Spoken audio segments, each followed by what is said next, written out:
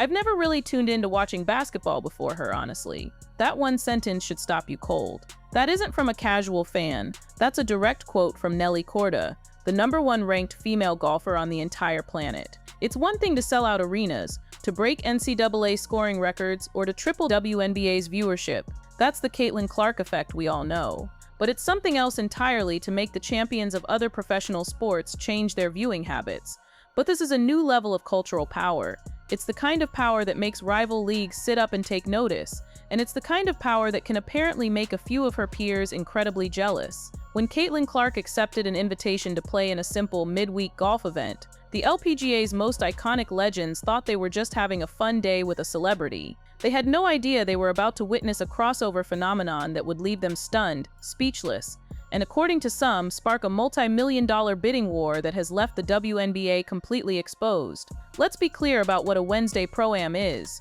In the world of professional golf, it's the appetizer, not the main course. It's a relaxed, often quiet day where corporate sponsors and high-profile amateurs get to live out their fantasy of playing around with the professionals. They're almost never the main story. They are rarely, if ever, considered must-see TV. But the LPGA and its title sponsor, Gainbridge, knew exactly who they had invited to the Annika driven by Gainbridge at Pelican. They knew Caitlyn Clark wasn't just another celebrity amateur who would quietly hit a few shots and shake a few hands, so they did something quite unusual, as one report noted. In a move that signaled this was no ordinary Wednesday, the Golf Channel announced it was expanding its television coverage, specifically to follow Clark's group. This decision was made before she even hit a single ball. The LPGA didn't wait to see if there was interest. They knew the interest was coming. They weren't just letting her play, they were building the entire day's broadcast around her. This was a marketing masterstroke. They paired her with the two biggest names possible, the current world #1, Nelly Korda, and the sport's living legend and event host, Anika Sorenstam. It was a clear sign of respect, a strategic move to capitalize on her star power, and it would end up standing in DMN's sharp contrast to the stories of jealousy and gatekeeping that have plagued her rookie season in her own league. The crowds that showed up that Wednesday were unlike anything the LPGA had ever seen for a Pro-Am.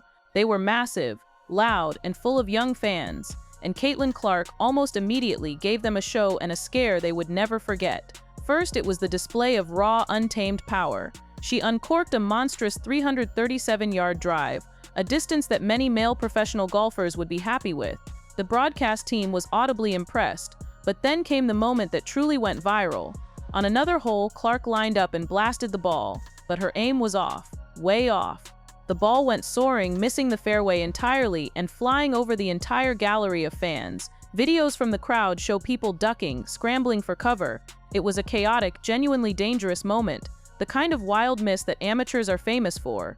The ball actually struck a spectator, a woman named Tracy Culbert, hitting her on the shoulder and leaving what she later described as a nasty bruise. Now, for any other celebrity, this is a PR nightmare. This is the exact story you don't want. Reckless amateur endangers fans. But this is Caitlyn Clark. The fan who got hit, Tracy, immediately went on TikTok. She wasn't there to complain or threaten a lawsuit. She was there to brag. In a viral video, she proudly showed off her bruise and the ball, which Clark had signed for her.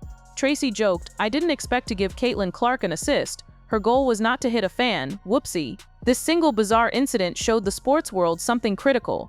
Caitlyn Clark's brand is so powerful, her fan base is so uniquely loyal, that even her mistakes turn into positive viral engagement. That is a level of star power that money simply cannot buy. And you can be sure the marketing executives at the LPGA were taking notes. But raw, wild power is just a spectacle. It's not what really impresses the legends. Any celebrity can get lucky and crush a drive. What separates a competitor from a sideshow is finesse and mental toughness. And the moment that proved Clark was a real competitor came on hole 5. She'd hit a bad shot, landing her ball in the thick, difficult rough. This is the moment an amateur falls apart. The pressure is on. The massive crowd is watching. The cameras are rolling, and you're standing next to Anika Sorenstam and Nelly Korda. Instead of collapsing, Clark stepped up to the ball and hit a perfect, professional-level pitch shot out of the thick grass, landing the ball cleanly on the green. It was a display of pure touch, but she wasn't done. She still faced a long putt to save par, a putt that 99% of amateurs would miss. Clark lined it up, and she sank it. The crowd erupted. This is what left the pros speechless. It wasn't the 337-yard drive, it was this recovery. It proved she wasn't just a celebrity there for show. She was an athlete. She had grit. She had that mental toughness that defines champions. That single par save was the moment she earned the genuine, unadulterated respect of the best golfers on the planet. And one of those legends was Anika Sorenstam herself. We are talking about one of the undisputed GOATs of golf, a 10-time major champion, a 72-time LPGA Tour winner, and the host of the entire event. She has seen everything the sport of golf has to offer in her decades-long career, or so she thought. When a reporter asked Annika if she had ever, in her entire life, seen a Pro-Am gallery as big, as loud, and as passionate as the one following Caitlyn Clark, her answer was shocking in its honesty. On the LPGA, no. She was blunt. This was a first. She admitted she's seen big crowds for Tiger Woods on the PGA Tour, but never ever for a Wednesday Pro-Am in women's golf. But it wasn't just the sheer size of the crowd that stunned her, it was the type of crowd. Annika pointed it out herself, with a sense of awe. "I love all the young girls with the signs, nothing we would really see on a normal Wednesday. There was a buzz in the air that was entirely new. In a single afternoon, Caitlyn Clark had, without trying, solved a demographic problem the LPGA has been battling for 20 years, relevance to the next generation. She didn't just bring more fans, she brought young fans. She was creating a new generation of golf enthusiasts in real time, just by showing up." Annika later said Clark added such a great dynamic to our event. That was the understatement of the year. Clark had brought her entire cultural phenomenon to a new sport, and the legends could only watch. But the most revealing moment of the entire day wasn't a long drive or a sunken putt. It happened away from the microphones, in a private conversation between two champions inside the ropes. Annika later shared this private anecdote, and it's the key to understanding the whole story. Clark, as everyone knows, had been through a grueling, non-stop WNBA season. She was running on fumes, dealing with injuries and the constant media pressure. By the time her group reached the 16th hole, Clark turned to the legend, Anika Sorenstam, and made a quiet confession. "I'm so tired," she said. Annika's analysis of this moment was brilliant. She told reporters later that she knew Clark wasn't just physically tired. This is a 22-year-old athlete in peak physical condition. No, she was mentally tired. Running up and down a basketball court for 40 minutes is one kind of endurance, but the relentless, hole after hole, 4-hour focus of professional golf, where every single shot is all on you, is what Annika called a different type of physics, a different type of endurance. Then Caitlyn Clark asked the one question that validated Annika's entire life's work. She looked at the 10-time major champ, the woman who dominated this sport for a decade, and asked with genuine confusion, "How do you guys do this for 4 days in a row?" Think about that. The most dominant, most famous, most in-shape female athlete on earth was admitting that the mental grind of the LPGA was too much for her. It was the single greatest endorsement of golf's difficulty, shattering the lazy, decades-old myth that it's not a real sport. That is the moment that truly left the legends speechless. It was the ultimate validation of their sport, coming from the one person the entire world was watching. If the legend Annika was in awe, the current world number one, Nelly Korda, had every reason to be jealous. Korda played the front nine with Clark, and let's be honest, Clark was getting all the attention. The media, the fans, those young girls with the signs, they were all there for the basketball player, not the one golfer in the world. This was the perfect setup for a rivalry, for a bit of professional shade. Instead, Korda showed the world what true class and confidence look like. When she was asked about Clark, she didn't show a hint of jealousy. She just smiled. She told the press Clark was so sweet, so nice, and that the whole round just felt like two friends hanging out. She was relaxed, and she was smart. She saw the bigger picture, and then she delivered that killer line that started this whole story. "I've never really tuned into watching basketball before her, honestly." But Korda didn't see a threat. She saw an opportunity. She didn't see someone stealing her spotlight. She saw someone making the entire spotlight bigger. She said, "It's great for women's sports. I think it's just growing the interest in all of women's sports, and I hope that's what grows from this relationship." This rising tide lifts all boats mentality was a masterclass in leadership. It was mature, it was confident, and it was a damn sight different from the petty, passive-aggressive drama reportedly coming out of the WNBA. Korda, the best in her game, chose to embrace the phenomenon, not resent it. This stunning performance had millions of people asking one simple question: how is she this good at everything? This was no accident. This wasn't a fluke. Her talent is deep, and it's been there for years. In high school, Caitlyn Clark was a multi-sport monster. She didn't just play basketball. She played volleyball, soccer, softball, tennis, and golf. In fact, she was so good at soccer that she was named an all-state player as a freshman before she finally quit to focus all her energy on the court. Athletics is quite literally in her blood. Her father, Brent Clark, was a two-sport college athlete himself, playing both basketball and baseball at Simpson College. This isn't just a hobby, it's a genetic predisposition. Teaching pros who have seen her play describe her as a single-digit golfer with unlimited upside. But here's the real secret, the untold story. Golf isn't just a game for her. It's a survival tool. Clark has been open about using golf as her mental reset.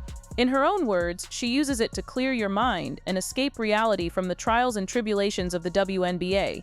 After the brutal, physically demanding and injury-plagued rookie season she endured, golf is her sanctuary.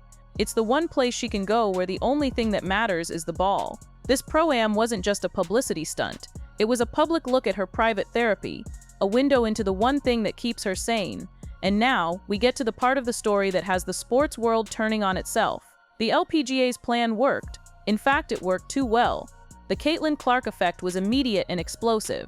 In just a few days, her presence at that single Pro-Am generated a reported 34.3 million social media impressions for the LPGA event. The TV ratings were, according to insiders, through the roof.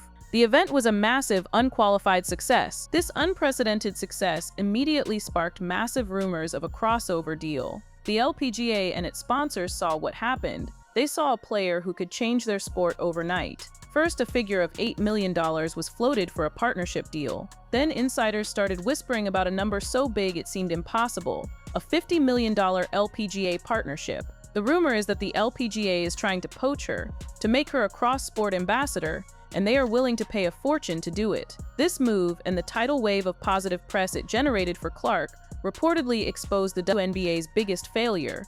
While the LPGA was literally expanding its TV coverage and rolling out the red carpet, reports and social media commentary claimed that some WNBA stars, like Aja Wilson and Angel Reese, were furious. The narrative exploded online. These players allegedly turned on Clark, posting cryptic shade about the attention she was getting for, of all things, playing golf. The contrast was, and is, devastating. The LPGA, a competing league, executed a marketing masterclass by welcoming, celebrating, and elevating Clark. Meanwhile, her own league was allegedly being held back by jealousy and small thinking. The LPGA didn't just host a friendly Pro-Am. They fired a brilliant strategic shot in the war for women's sports, sending a clear message to Clark, to her agents, and to the world. They don't appreciate you, but we will. So what really happened at that Pro-Am? Caitlyn Clark didn't just play 18 holes of golf. She walked onto a new stage and in less than 48 hours, fundamentally changed the game. She forced a major sports network to change its broadcast strategy. She attracted a demographic of young female fans that the sport had been chasing for 20 years. And she earned the public, speechless admiration of its greatest living legends, not just for her fame, but for her grit. She proved once again that she isn't just a basketball player.